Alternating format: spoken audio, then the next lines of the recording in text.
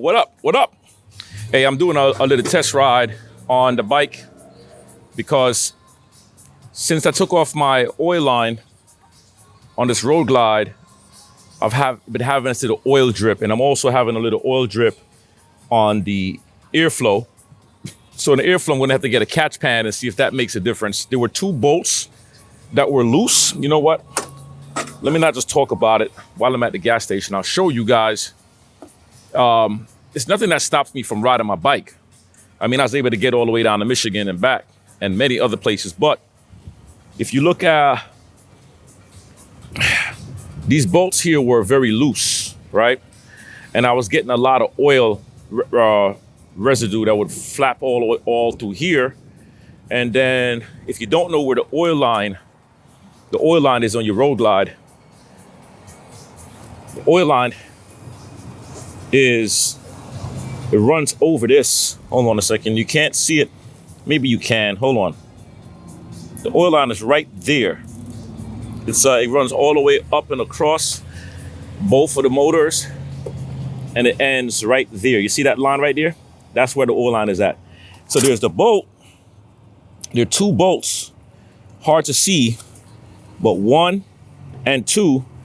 And I'll get a lot of drops. If you look inside of here, you see oil. If you look good enough, I cleaned up some of it, but there's still a lot of residue. So I try to use a different O-ring, because the O-ring was a bit worn on that one. I'm still getting some dripping. So taking my time, I had to use a Healy coil on it, me and Bo, because when I was tightening it up, it stripped it a bit. I don't know why Harley-Davidson makes everything so sensitive. You would think that as expensive as these motorcycles are, you would never have issues with anything stripping, but it is what it is. Today's a short video. I'm just talking to you guys a little bit as I'm test riding. I saw that I still had a little drain, a little drip, and I bought my little terry cloth so I can wipe it off, and then I know when I get back home, I'm gonna clean the hell out of this bike. This bike have not been cleaned. This bike is filthy. It got bugs all over the front from the ride to Michigan. So yeah, we'll see what happens as we go. Just make sure I got my mic set up where you can hear what I'm saying. Oh yeah, by the way, if y'all wondering what I'm using for my audio, I use a couple of things, but I ended up settling with the Tascam. And this is the DR10L, okay? The Tascam DR10L. It's a very small recorder, and you can use this for professional surroundings. That's why you hear my audio sounding so crisp, because it has really clean audio and an excellent amp on it. So what I do in post, I'll ride and tell you guys what I'm doing. Because like I said, I'm just test riding the bike. Hopefully we ain't got to do no major work to this, but to stop the leaking. But when I record my audio, the GoPro has really good audio when I'm just talking freely, when I'm just walking around and I have the GoPro within 12 inches of my face. The audio sounds really good. But once you're far away, the audio sucks. And as you know, if I'm riding my motorcycle and try to talk right now, then you're not gonna hear nothing except wind and a little bit of my voice. Man, you see this glove right here? I have had this glove on a side note since the Bronx. I'm gonna take this glove and I'm gonna frame it. It's all holed up, and look at that. It's ripping apart, and I'm gonna leave it just like that, and I'm gonna frame this glove and signature it. You never know, right? But the GoPro is great for video, but not the best for audio. So I used to use the GoPro Mod, which is awesome, don't get me wrong. However, I had to order 2 of them as time went, because the GoPro Mod, the jack where the microphone connects to, seems to short out. And I guess it's because of all the wear and tear over time. So the more I'm like, nah, you know what? I don't want to do all that. So let me do what I like to do for my other videos. When I film my fitness videos, I'm filming my fitness videos with external audio, or I'm going directly from my camera. I use a Sony A7 III, so anytime you guys see me with those really high quality videos, like when I'm sitting in the garage and talking, I'm using the A7 III with a 24 to 70 millimeter lens, or I'm using my 85 millimeter prime lens. And I can go directly from that audio because it has the jack. Now, I like using the external audio because I get a chance to play around more with my audio and fine tune on a much more higher scale. So basically when I start a recording, I find an endpoint. So my endpoint might be a clap, and that clap will resonate on both sides of the audio wavelength. So when I go into Premiere Pro and I find an endpoint for my clap on my audio, then I find an endpoint on the clap on the audio on the camera, I simply synchronize. Now, sometimes I will manually synchronize, but in GoPro, with the GoPro in the sync here, in Audio Premiere, should I say, it has a function that's called synchronize, and you highlight the clips that you want to synchronize, and the software will literally find the same tones and it will synchronize it automatically for you. Now, sometimes it will work perfectly, sometimes it won't. So I end up just synchronizing myself and making sure that the mouth is moving the same way as the audio. That way it's not looking like a Chinese movie. You know, we're not doing none of that stuff. No, we want the audio to go with the audio on time. All right, so that's how I do my audio. Now, if you're using Premiere Pro, I use a function in the effects module called denoise. And denoise will cut out the heavy sound of the wind and the bike. And for example, like right now, I'm going to turn off the noise, and you're going to hear the bike sounding more louder than when I have the denoise actually activated. And I do soft noise reduction, and I'm going to do it right now. And you see it? It cut the sound out. Now with the audio portion, as far as the quality of the sound, because right now the wind is really strong, but I'm not yelling in my mic. I'm speaking my tone so I don't have any peak. Okay, so the quality stays pretty strong. I don't need to yell because I have the microphone clipped right to my Cardo microphone. And I know you can record with the Cardo stuff, but I prefer to have my external audio as a separate audio.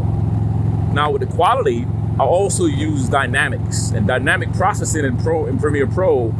I do soft compression, and it compresses the audio and give it a really crisp sound. And then as far as equalizer goes, I use parametric equalizer, and then I use vocal enhancer, and that will stabilize the mids, the highs, and the bass, and it will keep everything really sharp. So if you're wondering why and how I get my audio so good, that is what I use. At first I was using the Zoom H4n, which is also good, but the Zoom H4n is a much more bigger, bulkier equipment that's used with professionals. I mean, you can use an XLR cable, everything on that, and that's used for movies. So anytime you watch movies, the Zoom H4n is what they use a lot for audio. They have the bigger models as well. So powerful amperage, but just too bulky, and I have to attach it to my handlebar. So that's just more stuff in the handlebar, right? Whereas this, I just keep it in my pocket. I zip my pocket down, make sure it doesn't fall out the pocket, and I'm safe there. I actually lost one of my Zoom mini recorders. I forgot the design. I think it's the FH1 or whatever, but it's the mini one, and that thing just fell off of me. It was like this one. It was small, just like this. But I would say everything is for a reason, because I actually like this one much better than the Zoom mini recorder. I have a lot more functions with this one, a lot more control, right? So now, when I'm done recording everything, I export, and that's it. I put my little graphics, I put my audio, I put my Ride Fit Nation logo, I put whatever I want to put on an overlay. I put that, I put my music, and I just keep it going. So if you guys are struggling with audio, check that out. I purchased this system from a gentleman that had two of them. So I have two. There's a black one and a white one. They come in like a kit, or you can buy them separate. And I got both for $135. The both of them for $135 with the microphone. Now, if you have any of these recorders, let's say you have the Zoom or the Tascam, and you're thinking about, upping your card selection, gonna tell you something. When I got this Tascam and I put in my 64 gigabytes of card memory, the Tascam was saying error. And what I realized after researching, on Google University and YouTube University, which I should have known because my Zoom H4n is the same, if the SD card has too much space, it's going to be too much for the system to understand and read. So you should go no bigger than 32 gigabytes. I use 16 gigabytes because your audio is not going to take up a whole lot of space anyway. So with the 16 gigs, it's giving me a lot of room and the system can handle it. So let me give you guys a little view. So if you guys have like an external audio system and you understand why it's doing that, is because the gig is too big. So you need to go smaller. So if you decide to buy the Tascam recorder, just go to 16 gigabytes and you're going to be just fine. And you can control the gigahertz. You can control the level vocal range. It has a headphone plug as well. You can plug in your headset. So there's a lot of things that you can do with this audio recorder. As far as the cameras I use a multitude of cameras. When I'm riding, I just use my GoPro. I'm really going to end up getting the DJI. I'm going to try that out. But I am satisfied with the GoPro. The only thing about these cameras, they have so much power that they kill the batteries. The batteries die out really, really fast. You know what I'm saying? So you got to be mindful. You got to have a second battery. In my bike, I keep a battery pack charger that you can charge 3 batteries in one shot. And that helps me a lot. So when I'm done with one battery, I just simply adjust it, take out the battery, and I will just replace my battery. And I'll show to you while the highways, I have a lot of freedom in front of me. So right now I have it charging, and I'll show you what it looks like. This is it right here. All right. And this can hold 3 batteries. There are 3 batteries in there, and it's charging as I'm riding. So when it's time for me to pull off or I need to record some important stuff, I'm gonna always have batteries. I'm never gonna worry about the batteries and all the other stuff. You feel me? So let me just get this set up. So the thing about all of that is just being prepared for your setup. What else can I tell you about the setup for motovlogging? The motovlogging, I have a multitude of different attachments. Like right now I'm using this the same top is a same top flexible arm. It's not as steady on the handlebars because it shakes. So right now I have the camera set at hyper smooth, so it can be more smoother. But it's excellent for me when I want to turn and adjust and I want to catch angles. Like for example, this car's coming up. Let's say I want to get that car coming up. I just turn it and you see my mirrors and everything, but you're still going to see the car, that BMW, as it's coming up. And I could also do a very quick adjustment. I could unclip it, take it off really fast, and I could do what I want to do with it. So you see how I'm able to turn it? So if you're shooting multiple riders and you're on a ride and you want to capture people riding next to you, just turn it and ride up to them. So now with the GoPro, like right now, the GoPro does some weird stuff. Like it would say like 70% in green, and then all of a sudden it's down in the yellow. So it's eating up a lot of power every time you use certain functions, like I'm using a hyper smooth, right? But because I'm not shooting videos like really, really, really long in one shot, like when I'm traveling, I'm shooting clips. I can stop it and start it, stop it. But every time you use a special function, it's gonna kill the batteries. If you set it to beep, it's gonna kill the batteries. If you set it to speed recording, it's gonna kill the batteries. You set it to 4K, it's gonna kill the batteries. 60, 120, I forgot about the word I'm looking for. How my mind is completely blank. F-stop. If you set the F-stop, or maybe I'm saying the wrong word, my brain's not thinking about it, but every function that you use is gonna drain your battery. Okay, so just keep that in mind. What else can I tell you about these GoPros? What's really good about the GoPros versus the big cameras is they're discreet, so you can set up your GoPro and spy on anything you want to spy on. Right now, in the front of my camera, I got a red light blinking. You can turn off the red light. Nobody has to know that you're recording. You can turn off the front screen. Nobody has to see that they're being recorded. You can clip it on your jacket with the attachments. There's so many different elements of the GoPro that I really love that you just can't go wrong with it, right? Let me see what I'm seeing. I gotta check that oil and see if I have any sprinkle oil. But with a GoPro, like I said, it's small, and if you're talking to people on camera, they're more likely to talk to you because the camera is not intimidating versus me coming with a big camera that look like a VCR. Hey man, what do you think about Ride Fit Nation? And they're like, But when you have a small camera, you can come into public spaces and record and not interfere with the public. I mean, people will look at you like you're crazy when you're talking to the camera. And you know what? You can't be shy when you're being a motovlogger or a vlogger because you're giving content, right? I'm giving you guys content. So I don't have time to be shy and monotone and boring. I'm gonna be talking to y'all the way I talk to you in person. So when I'm out there, yeah, people are gonna look at me like I'm crazy because I'm talking to a camera. But in my world, I'm not talking to a camera. I'm talking to you. That's who I'm talking to, you. So when you receive it, you're always gonna feel like I'm talking to you, like you're listening to your big brother or your little brother, right? And it's gonna feel good, like you're in a living room space and we're just hanging out, talking, shooting the breeze, you know what I'm saying? So the motovlogging experience for me, right? It's about setting yourself up, providing good quality videos, giving people a great experience with you as you're on the road, and not being afraid to express yourself and be you at all times, because when you try to be somebody different, it's never going to work out great. It's never going to work out great. You're going to fail at trying to be somebody different. So like for me, I know only to be me. I can't be nobody else because what they say, everybody else is taken. And it's the truth, baby.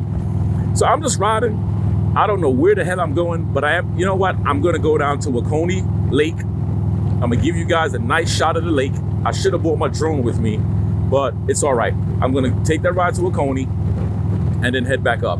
And by the way, if you haven't joined the GroupMe thread, join the GroupMe thread. It's in the description. I don't care what state you're in. Connect with more people in the group and be a part of the Ride Fit Nation movement, baby, because this movement is gonna blow up bigger than y'all know. And we are going to keep this thing grinding. Ride Fit Nation movement, okay? So let's get back to the vlogging. Our phones is also great videos. Your phone can shoot amazing videos, and you can also connect microphones to your phone and get excellent audio, right? So your phone is also a great way to get things going. You don't have to go and spend big money on a GoPro, but the GoPro just has a much more better feeling and it's smaller. And that's the only thing. The phones also has amazing stabilization as well, but as long as you have the right attachment, you can use your phone and do the way you're doing. Ray Rides, I think his channel is Ray Rides.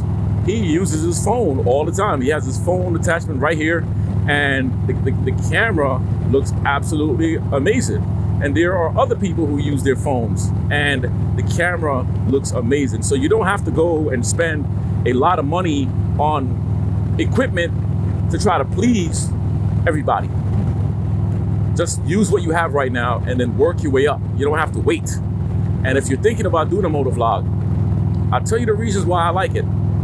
Because I get to travel, it inspires me to get up and go on the road. Sometimes I don't want to ride. Sometimes I want to sit down. But like right now, I'm like, what can I film for content and post it on YouTube?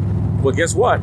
My motorcycle has some little baby issues. So I can film this and film that and film that, and it gives me more reasons to ride and talk, because this is like motorcycle and smoothies, baby. Not motorcycle and beers, motorcycle and smoothies. Okay, so I love the experiences from you guys as well. I like when you guys throw your comments in. Like for example, the last video I shot, I mentioned the tire pieces in the road that comes off the trucks. And my man Young Cuz says he called them road snakes, and I like the name of the road snakes. But I'm talking to Georgia Boy, and Georgia Boy drives trucks, and he's like, yeah, we call them gators. And then a lot of the guys who drive trucks, Invite Fit Nation says, yeah, they call them gators, and because they have the scales of gators. So you see what I'm saying? It's like I'm learning things as I go. I'm not a truck driver, so I don't know. So those type of stuff is about teaching each one of us. And as long as we keep things positive and fun, I love it. You guys can snap with me too. I love it. I like the jokes. I like all that, because to me, that's why I love the vlogging. Another reason why I like vlogging is I get to connect with more people in person. I get to put people on camera. Sometimes you might see a couple. Sometimes you might see a police officer. Sometimes you might see a club member. It don't matter what it is, as long as they're not afraid to be on camera. Hey, come on. You know what I'm saying? So, and there are many other reasons why I like vlogging, but you guys could already tell, man, that I love this. So if you're thinking about vlogging, make sure you have the idea of what you're going to vlog about. What's your channel going to be about, right? What are you going to be talking about? Are you going to be talking about the same things every day? Is everything you do going to be just riding? Like, are you going to share different perspectives of the world? Are you going to make it, is your channel going to be more like a lifestyle channel like mine? Like I'm all lifestyle. So I don't just record me riding a motorcycle. My channel is a lifestyle. That's why we got Miles, Money, Muscle. What's going to be your motto? My motto is Miles, Money, Muscle, right? So, and there's a meaning behind that, and I'm gonna stick to it. So you're thinking about doing a motor vlog, get after it, but just kind of create the blueprint of what you really want. And don't get caught up with the subscribers. Don't get caught up with who's commenting and who's not, because it can become depressing at times. A lot of YouTubers get depressed because they may post a video, they put all their energy and time and effort, and they think that this video is going to be the best. You know, I've seen some YouTubers put videos of naked girls in their videos and think it's going to be the best video they ever shot, and that video flopped. I've seen guys go and spend X amount of money to put stuff on their motorcycles just for the video purpose, and the video flops. So, you know, you got to just have fun and just be you at all times, and post the stuff that you like, and don't worry about what everybody else likes, because, and no, I'm not going to say don't worry about what everybody else likes, but when you be you, you're going to attract the people who's a part of your tribe. You're going to build your own tribe. A lot of us YouTubers in the motorcycle world, for example, we have the same followers, the same subscribers. There are people who will follow GQ for his storytelling. People will follow Kelly B for the newest parts he's going to put on his bikes. People will follow Riding and Wrenching for what he's talking about in the garage, and he's doing slow riding. They will follow Robert Simmons for knowing how to slow ride your bike, even though all of his videos is all about slow riding. Guess what? That's what Robert Simmons is good at, and he attracts a lot of people to that image.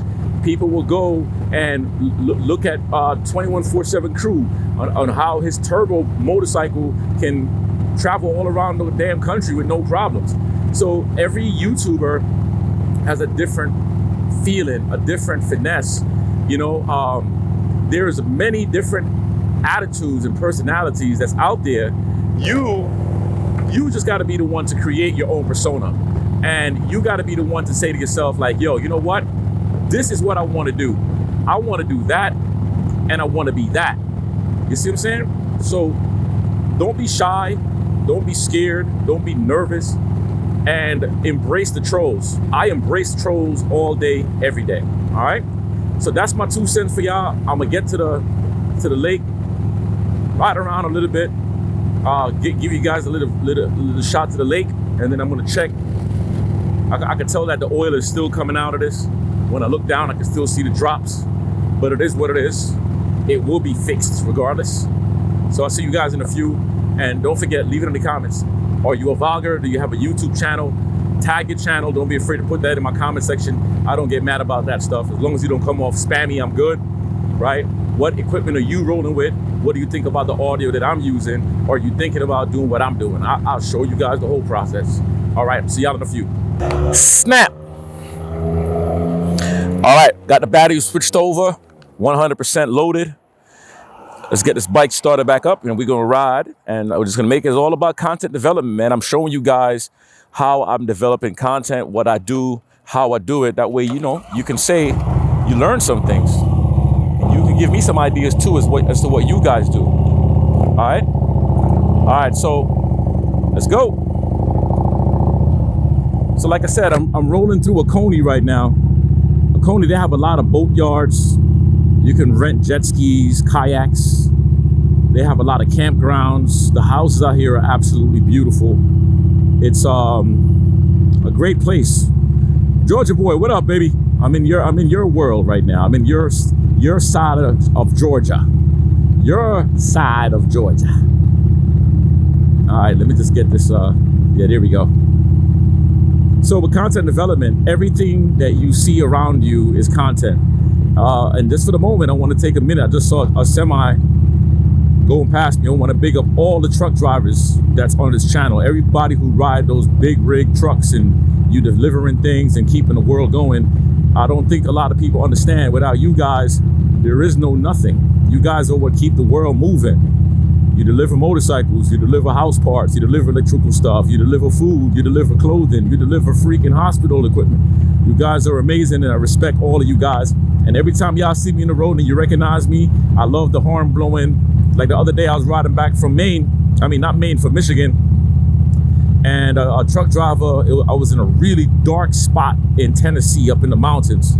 And man, that dude put his beamers on, purposely put them beamers on next to me and gave me a lot of light. And I could tell that he had to have been a rider because it was awesome. And then after I was able to get in a more clearer spot, I gave the thumbs up, and he just shot his high beams, high beam me, flipped it up and like, yo, and I kept it moving. So it's a lot of love out here, guys. It's a whole lot of love, man. So like I said, back to the content development. Everything is content. In your own neighborhood, you can go to the supermarket and that could be content. You can go to the local churches, that could be content. There's a fire truck coming up behind me right now. Heck, that could be content. You see what I'm saying? There's so much stuff that could be content. So you could never, ever run out of content. Content is everywhere that you look. Look, I got some donkeys and horses coming up on my right. That's content. I can get off my bike, park my bike, walk up to them, film them, get some B-roll. I could use that B-roll later. I could be talking about jackasses and then freaking put a video of the donkeys. Yo, your brain just have to be creative, and you have to be willing to step out of your comfort zone, man. All right, we are now crossing over our bridge of the lake. That's the lake right there. Beautiful. You're gonna get to see the boat yards I was talking about, where you see the boats for sale. You can buy boats. You can do jet skis. You have a lot of hotels. There's a whole lot of water things to do out here. I've never eaten or hung out really in the town of Oconee, so I'm going to have to do that. But there's a lot to do. There's a lot to do, and I'm gonna do it because it's not too far from where I live. All right, real quick, that's the lake right there. It's a beautiful, massive lake. Got some guys over there fishing, and of course on the other side over there, you can see, you can't really see the depths of it, but this thing goes deep, and you can come out here and you can kayak, you can bring your boat, you can fish, you can do anything, power boat, manual boat, whatever you got. All right, so yo, this is Sensei telling y'all, let's get these miles, let's get this money, let's get this muscle. I hope this video helped you out if you're looking to develop content, if you need some help developing content, because this is what we do together. All right, I'm out of here. Peace.